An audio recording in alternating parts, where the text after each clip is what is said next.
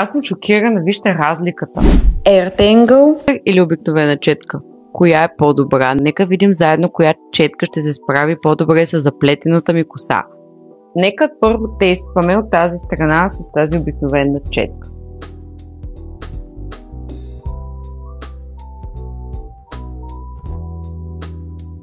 Както виждате, косата ми е много заплетена. Как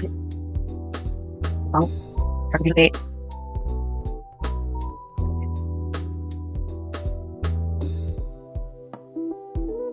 Айде да видим с AirTangle.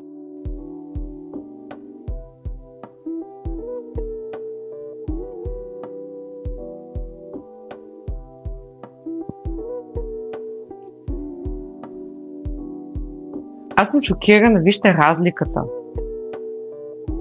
От едната страна определено ми се накъса косата, докато я реших, а от другата страна стана гладка. Буквално погледнете.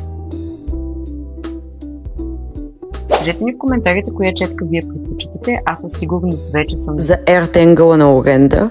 Просто няма такава четка. Аз не вярвах на този резултат. Можете сами да видите реакцията ми, когато ви сравнили двете.